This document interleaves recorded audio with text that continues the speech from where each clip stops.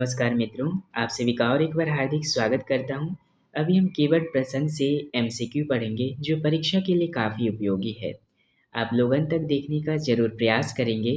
चलिए शुरू करते हैं। पहला प्रश्न, कीवर्ड प्रसंग रामचरितमानस के किस कांड से लिया गया है? इसका सही आंसर होगा अयोध्या कांड।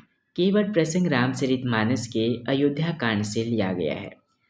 जासु वियोग विकल पशु ऐसे में पशु किसे कहा गया है? हाथी, घोड़ा, हिरन, बिल्ली। इसका सही आंसर होगा घोड़ा।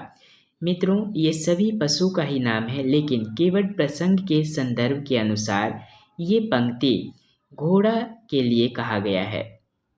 बरबस श्री रामचंद्र जी किसे घर की ओर लौटाकर स्वयं गंगा नदी के किनारे आ गए थे? सुमंत जी को। सुमंत को श्री रामचंद्र जी ने घर की ओर लौटाकर स्वयं गंगा नदी के किनारे आ गए। तुलसीदास के अनुसार किसके वियोग में माता पिता नहीं जी सकते? श्री रामचंद्र के बिना श्री रामचंद्र के वियोग में माता पिता नहीं जी सकते। पांचवा प्रश्न, जब श्री रामचंद्र जी केवट से गंगा नदी पार करने के लिए नाव मांगे तो केवट ने क्या कहा? आप बहुत शक्तिशाली हैं, आपको गंगा नदी पार करा दूंगा। मैं आपके मर्म को जानता हूँ, मैं आपको नाव में नहीं बैठा सकता। इसका सही आंसर होगा मित्रों, मैं आपके मर्म को जानता हूँ। ऐसा केवट ने कहा जब श्री रामचंद्र जी ने उन्हें नाव मांगे गंगा नदी पार करने के लिए। तब श्री राम के चरण कमल रज के बारे में सब क्या कहते हैं? धूल को माथे पर लगा लेंगे, मनुष्य बना देने वाली कोई औषधि जड़ी है। तो इसका सही आंसर होगा मित्रों, मनुष्य बना देने वाली कोई औषधि जड़ी है। सब श्री रामचंद्र जी के जो चरण कमल का रज है, जो धूल है, सब यही कहते हैं कि मनुष्य बना देने वाली कोई औषधि है या जड़ी है।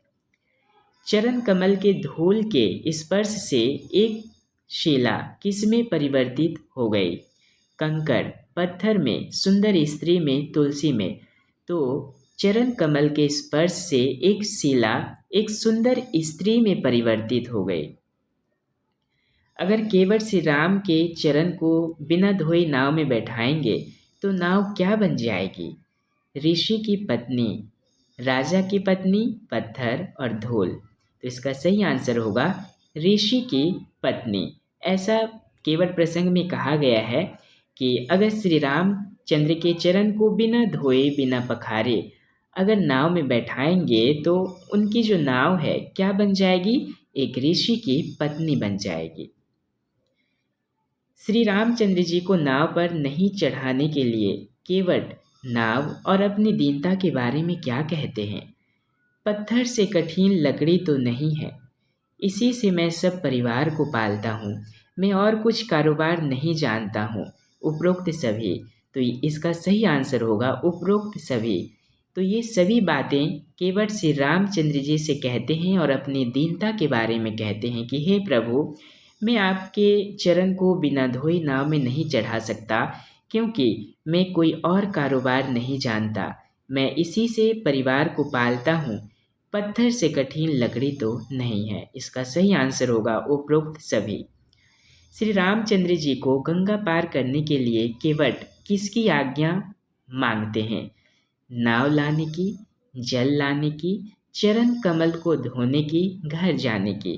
तो इसका सही आंसर होगा चरण कमल को धोने की आज्ञा केवट मांगते हैं श्री रामचंद्र जी से। श्री रामचंद्र के चरण कमल को धोकर केवट नाव चढ़ाकर उत्तराय के बदले क्या मांगते हैं? सोना, चांदी, अंगूठी, कुछ नहीं। तो इसका सही आंसर होगा कुछ नहीं। केवट नाव उत्तराई के बदले श्री रामचंद्र जी से कुछ नहीं मांगते हैं। केवट नाव चढ़ाने के बदले श्री राम से कुछ नहीं लेंगे, यह साबित करने के लिए किसकी सौगंध खाते हैं, यानी किसकी कसम खाते हैं? सीता की, श्री राम की, दशरथ की। श्री राम और दशरथ की। तो इसका सही आंसर होगा मित्रों श्री राम और दशरथ की। ऐसा सौगंध खाते हैं कि हे प्रभु, मैं नाव उत्तराई का आपसे कुछ नहीं ले सकता।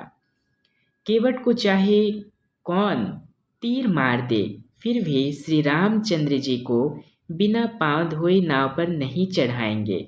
यहाँ पे किसे कहा जा रहा है कि उनके तीर चाहे मार दे, उन्हें तीर मार दे, लेकिन श्री रामचंद्र जी को नाव पर नहीं बैठाएंगे। राक्षस, भरत, लक्ष्मण, शत्रुघ्न। तो इसका सही आंसर होगा मित्रों लक्ष्मण। कहते हैं कि लक्ष्मण अगर तीर भी मार देंगे तो मैं फिर भी आपको पांव धोए बिना अपने नाव में नहीं चढ़ा सकता। श्री रामचंद्र केवट के अटपटे स्नेह भरे वचन को सुनकर क्या करने लगे? गुस्सा होने लगे, लक्ष्मण और सीता की ओर देखकर हंसने लगे, भरत को याद करने लगे, रोने लगे। तो इसका सही आंसर होगा लक्ष्मण और सीता की ओर देखकर हंसने लगे। मित्रों, अगर आप मेरे चैनल पर नए हैं तो सब्सक्राइब जरूर करें, क्योंकि मैं आप सभी के लिए इसी तरह से वीडियो अनवरत लाने का प्रयास करते रहूँगा। श्री रामचंद्र मुस्कुराकर केवट को जल्द ही जल लाकर पांव धोकर पार उतारने के लिए क्यों बोले? यानी श्री रामचंद्र जी क्यों केवट से बोले कि आप जल्द ही मुझे पांव धो दीजिए? क्यों? श्री रामचंद्र जी को गंगा नदी में नहाना था। श्री रामचंद्र जी को देर हो रही थी, ज़्यादा समय तक रुक नहीं सकते, सीता अधीर हो रहे थे। इसका सही आंसर होगा कि श्री रामचंद्र जी को देर हो रहे थे, इसीलिए श्री रामचंद्र जी ने मुस्कुरा कर केवट से कहा कि आप जल्द ही जल लाकर मेरे पाँव को धो दीजिए, क्योंकि मुझे देरी हो रही है।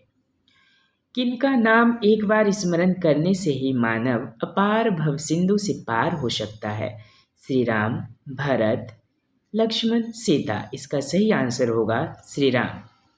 प्रभु ने कितने पद में तीनों लोकों को छोटा कर दिया था? 1, 2, 3, 4। इसका सही आंसर होगा 3 पद में ही 3 लोक को प्रभु ने नाप लिया था। श्री रामचंद्र जी के वचन को सुनकर किनकी बुद्धि मोह के कारण खींच गई थी? गंगा जी की, यमुना जी की, सरस्वती जी की, केवट की। इसका सही आंसर होगा गंगा जी की बुद्धि मोह के कारण खींच गई थी। श्री रामचंद्र जी के चरणों को धोने के लिए केवट किस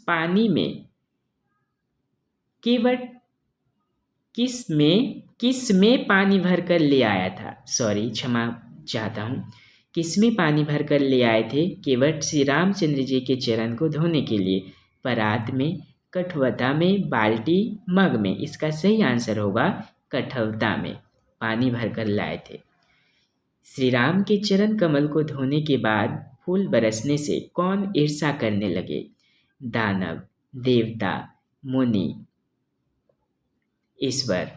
तो इसका सही आंसर क्या होगा?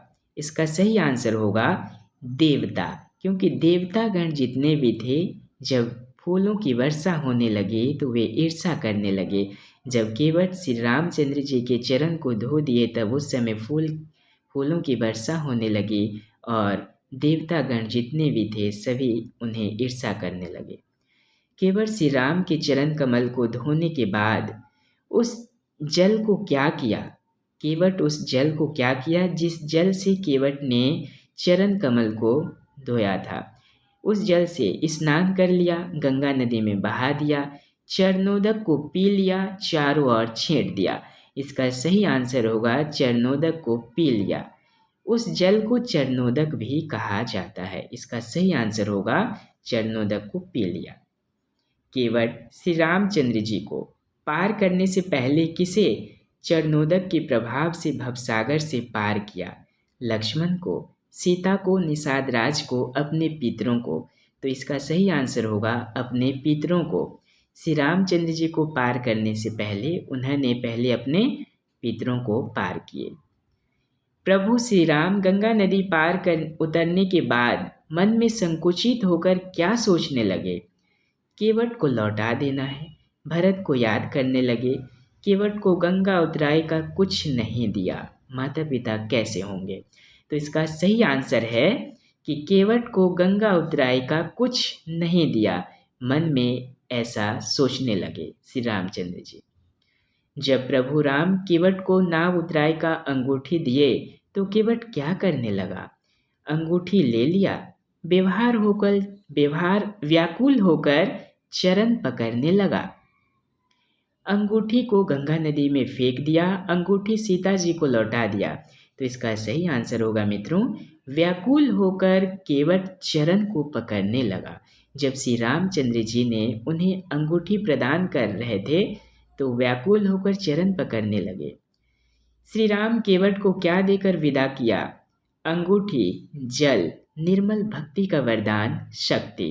तो इसका सही आंसर होगा निर्मल भक्ति का वरदान देकर के श्री राम ने केवट को विदा किए। क्योंकि श्री रामचंद्र जी अंगूठी जब प्रदान किए तो केवट तो अस्वीकार कर दिए, उन्हें नहीं लिए। इसीलिए श्री रामचंद्र जी ने उन्हें निर्मल भक्ति का वरदान दिए और उन्हें विदा किए। मित्रों, अब आप मुझे भी विदा कीजिए। एक सब्सक्राइब, एक लाइक ज़रूर कीजिए, क्योंकि मैं आपके एक सब्सक्राइब से उत्सुक हो जाता हूँ और मैं आपसे ही प्रेरित होता हूँ कि मुझे वीडियो बनाना है। नमस्कार, धन्यवाद। अब अगली वीडियो मिलते हैं नई जानकारी के साथ।